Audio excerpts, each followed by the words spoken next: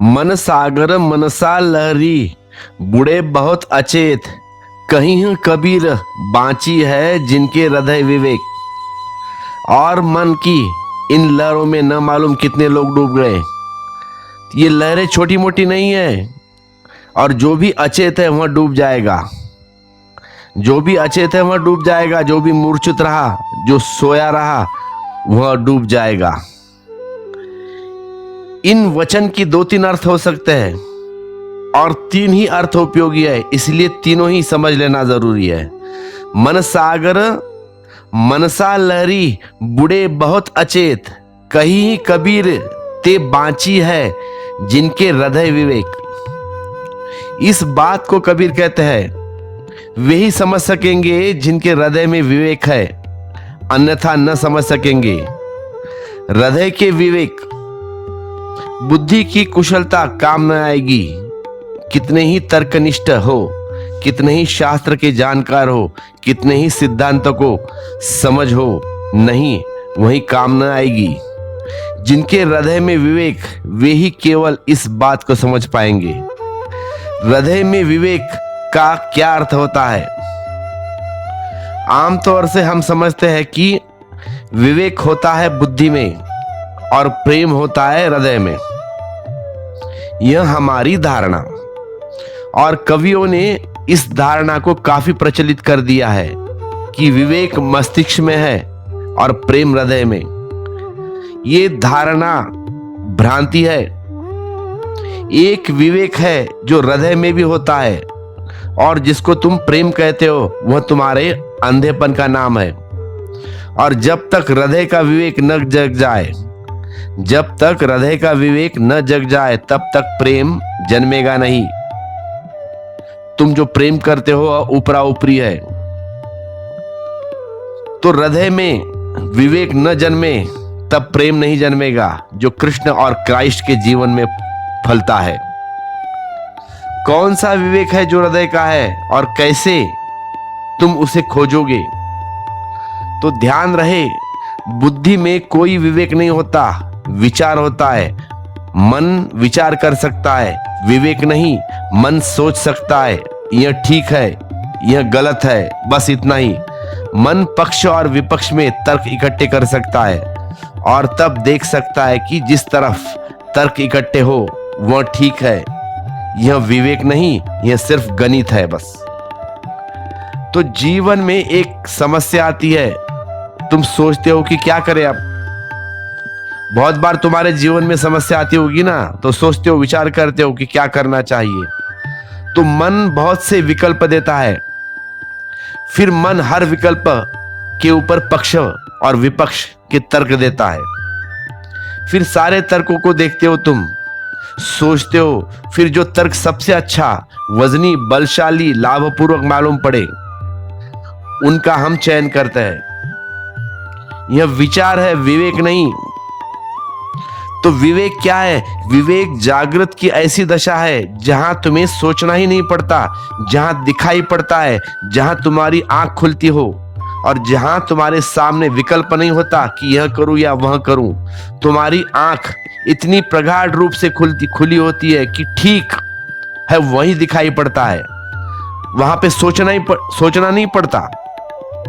जैसे एक अंधा आदमी यहां हो, उसे बाहर जाना है तो वह पूछेगा रास्ता कहाँ है, बाएं जाए कि दाएं, दरवाजा किधर है, इधर है या उधर। फिर टटोलेगा, फिर अपनी लकड़ी से चारों ओर घुमाएगा, फिर चलेगा।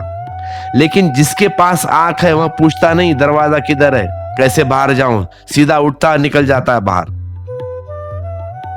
दरवाजे का उसे ख्याल भी नहीं आता, क्योंकि आंख है तो दरवाजे को सोचने का सवाल नहीं। उठे और बाहर गए तुरंत। दरवाजा बीच में जैसे पड़ता ही नहीं।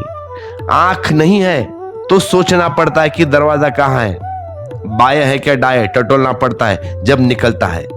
तो विचार विवेक की कमी है, विचार विवेक का परिपूरक है। जैसे अंधे का पूछना, टटोलना आंख का परिपूर्वक है। जिसके पास विवेक है उसे दिखाई पड़ता है, सोचना नहीं पड़ता, और जो उसे दिखाई पड़ता है वह उसके अनुसार चल पड़ता है। वह सोचता नहीं कि जाऊं या ना जाऊं। विवेक में द्वंद्व नहीं, विवेक में द्वंद्व ही नहीं, बिल्कुल। विचार में अल्टरनेटिव है, विकल्प है, ये करूं या वो करूं। विवेक में कोई अल्टरनेटिव नहीं है। विवेक निर्विकल्प है, दिखता है और आदमी चलता है बस। इसीलिए बड़ी हैरानी की बात है कि समझ लेनी चाहिए कि तुम कुछ भी मानकर विचार में हमेशा पछताओगे। क्योंकि जब भी मन तुम्हें कुछ कहता है करने को, तब तुम विकल्प भी मौजूद कर देता है वहां। तो समझो कि 2 स्त्री से तुमने शादी करनी है, दोनों स्त्री से लगाव है, तुम तय नहीं कर पाते कि किससे शादी करूं। एक धनी है लेकिन सुंदर नहीं, धन में तुम्हारा रस है। एक गरीब है लेकिन सुंदर है, सौंदर्य में भी तुम्हारा रस है और धन में भी है। अब क्या करें? तो या तो मन दोनों के बीच कोई समझौता खोजेगा जो कि खतरनाक है, और या मन निर्णय लेगा कि एक से कर लो। एक से कर लोगे तो पछताओगे। अगर अमीर से कर लोगे तो रोजाना उसका चेहरा देखने पड़ेगा, बदसूरत। कितना ही भागो पत्नी से, भागकर कहां जाओगे? घर तो लौट के आना पड़ेगा। और जब चेहरा देखोगे तब मन पछतावा करेगा कि सुंदर स्त्री से शादी कर ली होती तो ठीक होता। लेकिन यह मत सोचना कि सुंदर स्त्री के साथ शादी करने से कुछ हल होने वाला है। सुंदर से कर ली तो सौंदर्य 2-4 दिन में समाप्त हो जाएगा। तुम आदी हो जाते हो एक शक्ल देखने के। आखिर शक्ल में क्या करोगे? क्या होगा उससे? लेकिन रोज पैसे की कमी रहेगी। फिर तब क्या करोगे? भूख लगती है, रोटी लेना है, खर्चा करना है, कपड़े लेने हैं। तो मन सोचता है कि अमीर से शादी कर ली होती तो ठीक होता। मन कुछ भी करो, तुम कुछ भी चुनो, सदा पछताएगा हमेशा। पछतावा मन की निष्पत्ति है, क्योंकि विकल्प सदा मौजूद था। विवेक जो भी करेगा कभी पछताएगा नहीं, ध्यान रखना मेरी बात। क्योंकि विकल्प था ही नहीं तो पछताने का सवाल ही नहीं बचता। इसीलिए विवेकपूर्ण व्यक्ति कभी नहीं पछताता। जो भी हुआ है अतीत का, उसके लिए कोई पछतावा नहीं। वह कभी लौट कर पीछे नहीं देखता, क्योंकि दूसरे तो कोई विकल्प था ही नहीं। जो होना था वही हुआ और जो होना है वही होगा। इसीलिए विवेकपूर्ण व्यक्ति सदा शांत होगा, विचारपूर्ण व्यक्ति सदा शांत होगा। बुद्धि विचार करती है, हृदय विवेक देता है। तो कैसे जगाए इस हृदय के विवेक को? ध्यान हृदय के विवेक जगाने की प्रक्रिया है। तुम्हारे यूनिवर्सिटीज, कॉलेज बुद्धि के विचार को जगाने का प्रशिक्षण केंद्र है, और वो भी वहां पे तुम्हें 20-25 साल लगते हैं एक युवक को पूरी बुद्धि प्रशिक्षित करने में। और तुम 8-10 दिन का ध्यान करते हो और कहते हो कुछ हुआ नहीं। कैसे हो सकता है? एजुकेशन के लिए 25 साल और विवेक के लिए सिर्फ 8 दिन, 10 दिन, 1 महीना। बुद्धि परिधि है, हृदय केंद्र है। बुद्धि पर तुम व्यय करते हो 25 वर्ष, तब भी हो सकता है थोड़ी बहुत तुम्हें समझ आ जाए, एजुकेट हो जाओ, वो भी 3rd क्लास सर्टिफिकेट लेके। और हृदय के लिए तुम 10-15 दिन भी देने को तैयार नहीं है, फिर पूछते हो कुछ होता नहीं है। तो एक बात कह दूं, हृदय के लिए 25 जन्म भी दोगे ना, वह भी कम है। सारी ध्यान की प्रक्रिया हृदय के केंद्र को जगाने की प्रक्रिया है। सिर्फ भारत में ऐसा विश्वविद्यालय अतीत में हुए थे जहां हमने दोनों के प्रयोग किए हैं, लेकिन वे प्रयोग खो गए। जैसे कि नालंदा और तक्षशिला जैसे विश्वविद्यालय बौद्धों की छाया में बने हैं। वे अकेले विश्वविद्यालय थे सारी दुनिया में, फिर वैसे प्रयोग किए नहीं गए। जहां हमने बुद्धि को भी प्रशिक्षित करने की कोशिश की और हृदय को भी। हृदय का विवेक भी जगाने की कोशिश की है वहां पे हमने, हालांकि वह सफल नहीं हो सके। अनेक बाधाएं पड़ी। सबसे बड़ी बाधा यह पड़ती कि हृदय के विवेक के जग जाने पर व्यक्ति सांसारिक नहीं हो पाता, क्योंकि संसार विपरीत है।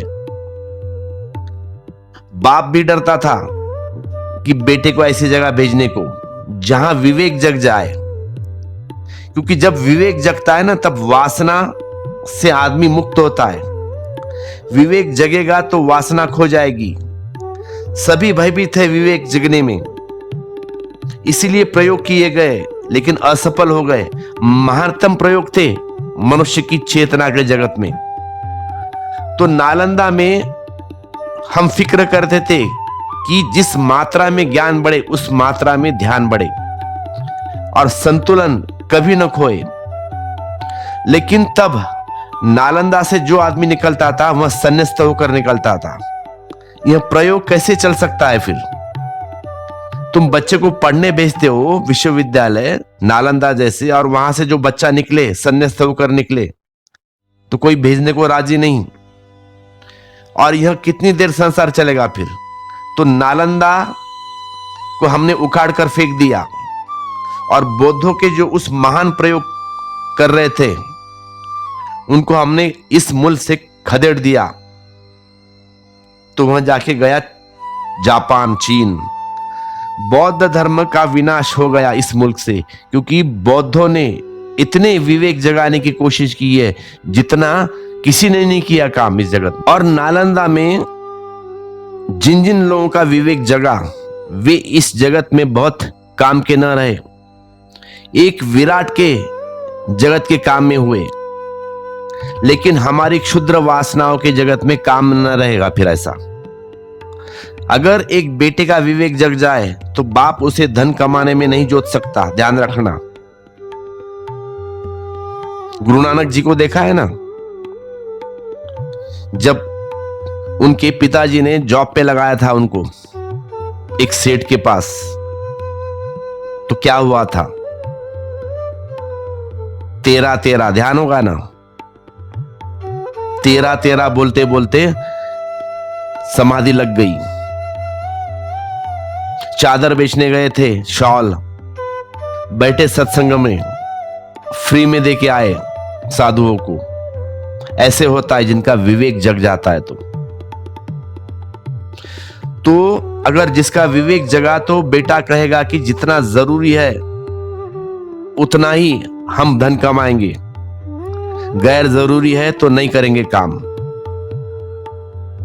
आदमी धनी होता है जरूरी से तो आदमी गरीब ही बना रहता है।